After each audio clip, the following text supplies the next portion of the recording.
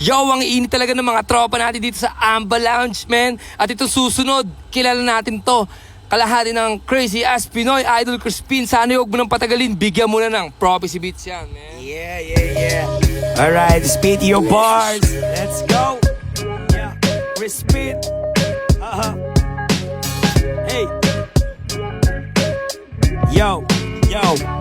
Sisimplihan ko lang ang banat, walang makakaawat. Subalit datapat tiyak marami magugulat. Mula sa republic muli na namang mag-aasek. Minsan nangarap sa panaginip at ngayon nagbabalik. Crispin is on the mic, prinsipe ng mga buang. Katulad din ni Sisa at Basilio pag nahihibang. Simple lang kumanamit, walang palawit-lawit. Tanging bitbit ay musikang nakakasira ng bait. Wag na wag mong ismulin, tulad ko na maliit. Lumalabas ako sa TV, may sponsor ang damit. Racket ko'y kabit-kabit, pag-perform sobrang kulit. At sa sobra kong lupit, magre-request ka pa ulit.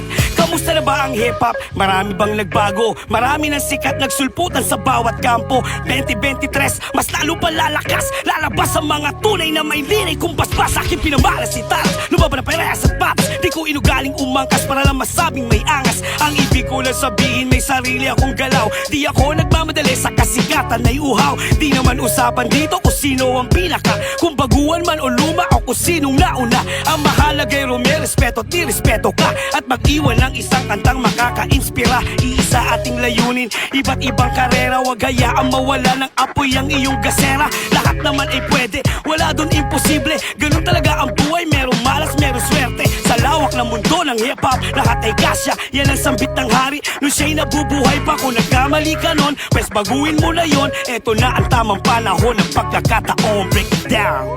Yeah. Woo! Speed yo! Yeah, maraming salamat idol Crispin. Maraming salamat. Yeah!